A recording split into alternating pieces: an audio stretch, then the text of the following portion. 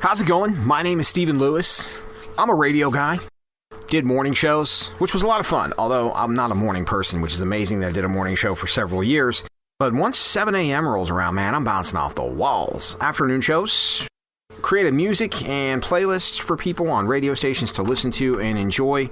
Successful at most times, few hiccups here and there, but all in all, it's a career that I wouldn't change for the world. Also ventured into the podcasting world because, sometimes you just have thoughts and you need to get them across, which is a great medium to have these days. Socially, you can find me Facebook, Instagram, Twitter, TikTok at Steven on the Air. Once in a great while, I post something mind-blowing, but in many cases it's just pictures of my dogs, quotes from songs, and music stuff, because in comic books, because I'm a bit of a geek when it comes to comic books and Star Wars shows and whatnot, and, I have my sports teams that I love too, so well-rounded, and I'm not just talking about my dad bod. As we go into this April 19th, 2023 episode of Life as We Know It, I realize that we have a people problem, and I don't have the solutions to things like this. Let me preface this with this conversation today is probably going to piss some people off because, when you tell people something they don't necessarily want to hear, it tends to, piss them off. There are times when I used to just say, you know what, I'm going to turn the filter off and say what's on my mind. But I've always worked for corporations who kind of frown upon things like that because, they have their own corporate mission statement or culture, and I respect that. Today, my friends, we're going to keep it a little bit real. We're going to keep it a lot of bit real, per se. I'm not sure if you saw this story. I actually saw it yesterday, but I wanted to process it, and I didn't want to... I'll bring it up on Taco Tuesday, which tends to be a good day for a lot of people, but there's been so many shootings going on. You can go back to the school district shootings where 9-year-old children were getting shot in the classroom. 2 teens were just arrested in the Sweet 16 birthday party mass shooting in Alabama. That just happened not too long ago. The other one that scared me was, and I think this might be because taking care of or trying to help raise a teenage girl that's in high school right now, for whatever reason, this one hit home to me because in my head, I go, wow, this could be Caitlin. Really scary. If you didn't hear about this, 4 girls, teens and 20s, your early 20s, were about an hour or so north of Albany, New York, and they were looking for another one of their friends' houses. Well, they realized pretty quickly that they weren't in the right neighborhood, and they were kind of lost, essentially, but they were lost in an area of upstate New York where cell phone coverage was kind of sketchy. They couldn't call anyone. Their GPS, I guess, must not have been working, or working well anyway. So they pulled into a driveway. From what the witness says, they weren't in the driveway very long. But as they were turning around in the driveway, a 65-year-old dude came out on his porch and started firing gunshots at them. Fired 2 or 3 shots, and one of them struck the vehicle, killed a 20-year-old girl in the back seat. And it just hit me that this wasn't a girl who was out causing trouble. This wasn't a girl who was, essentially property damage or threatening someone in any capacity. She was just a passenger in a car with a couple of her friends, and they were turning around in someone's driveway. Most of us have probably done that, I don't know, hundreds of times over the course of our lives. In this instance, guy comes out of his house and is shooting. And I understand that you're protecting your house and you don't know what's going on. But this whole thing felt pretty extreme to me. I mean, is your first instinct to shoot when someone pulls in your driveway? I think that's a little aggressive, a little hasty, maybe. 65-year-old Kevin Monahan came out shooting. The sheriff called it a very rural area, dirt roads, not a lot of cellular service of any type of internet, and he said it's very easy to get lost there. The sad thing is, the group of girls drove away, and because of the reception, they couldn't contact 911 until they got to a nearby town. First responders got there. They tried to save Kaylin, who was the girl's name, but she was already pronounced dead. There was also a standoff after this because they attempted to make contact with Monahan, who was the owner of the house, but he refused to speak with anybody. He was uncooperative with any of the patrols that showed up, and it was kind of a standoff before they finally got him into custody. He's got no known criminal history, was arrested, charged with second-degree murder.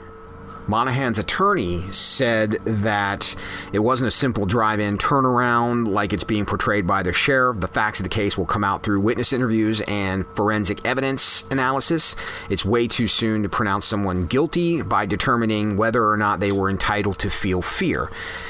But here's the scary thing. That's just kind of a bigger problem.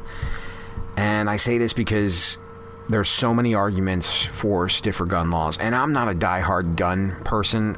For a while, I had my concealed carry, and I don't necessarily fault anybody for having guns, because in most cases, the responsible gun owner is not the problem. In a lot of cases. In fact, in the majority of cases. And I saw, after the school shooting in Tennessee, a congressman getting lambasted because he pretty much said, hey, a stiffer law isn't going to prevent this from happening. And I honestly agree with that. I don't think making it more difficult to get a gun is going to eliminate all these shootings that we're seeing. Because if someone wants to get a gun bad enough, they will. And in this case, this guy owned a gun, no criminal record. Something happened where he snapped inside, got scared, was trying to protect him and his wife, and shot and killed a girl. And it's very scary on both sides of that equation because we have a people problem. Yes, it's because of the people problem that there is a gun problem, but we have a people problem. And I think over the last 15 years or so, it has gotten worse because of what started out as a good thing to be connected and now being online all the time, and there's groups that get in people's heads, and there's ways to get the wrong kind of attention if you need it. We're faced with a very difficult people problem, and I'm not sure how that people problem gets solved, to be quite honest with you. I don't know what the end result is. You can't go profiling every kid in school that wears black that hates their parents, because that's not fair. Can't think someone's snapped because they're in a bad mood and they're ready to have a bad day. But I'm also a firm believer that everybody is just one bad moment away from everything going wrong in their lives, and in some cases the worst ways. I'm just saying we're all human and we're all one moment away. I'm an asshole. I know I am. I'm not where I am in certain places of my life, and I'm pissed off about it. I make no claims to not be pissed off about it, because I feel in a lot of ways that I got the wrong end of the deal, and I know for a fact that I did. Nobody's going to convince me otherwise. But you get to the point where you go, when do you start looking at yourself? And believe me, I've done a lot of that, but I have friends of mine that don't deserve to be where they are, don't have the talent, don't have the know-how, but somehow find themselves in better places. And as a human being, you can't help but wonder and ask why that is. And you can't help and look at it and go, well, that's really not fair that they're where they are and I'm busting my ass and somehow I'm where I am. There is a fair amount of blame that you shoulder yourself. But sometimes in circumstances, there are other people to blame. And I think the difference is how you handle that and how you deal with that. But I can honestly say, everyone's shoulders have a weight limit. There's only so much you can carry around before you can't carry it anymore. I don't know what that weight limit is for myself. Haven't found it yet. Certainly don't know what that weight limit is for other people. And I guess basically the gist of the story is you can put all the gun laws in place that you want. You can make it more difficult to get a firearm. But you know what? In this country, you got to be 21 or older to buy alcohol. But I guarantee if I was in a room full of 50 people and I said how many people underage have gotten alcohol before, most of that room is going to raise their hand. There's ways to get things, and I don't know that laws will fix it. But at some point in time, the people problem does need to be addressed. I don't know how you fix that either. So maybe it's a good time for everybody to look in the mirror and figure out how to fix their own people problem, and then maybe it solves itself. But I am not sure. It's definitely just a scary world that we live in, and I don't know if there's any end in sight, and I feel like it's going to get a lot worse before it gets a lot better. So that's what I have. That's what's on my mind. That is life as we know it today. Sorry to bring everybody down, so we'll just end it there before this gets any more depressing. Go out there and enjoy your Wednesday night. It's hump day, middle of the week, one day closer to the weekend. Go out and spend time with people you love, like, or tolerate, because time is limited. Thanks for listening. Thanks for watching. Give me a like, give me a follow, and get out of here.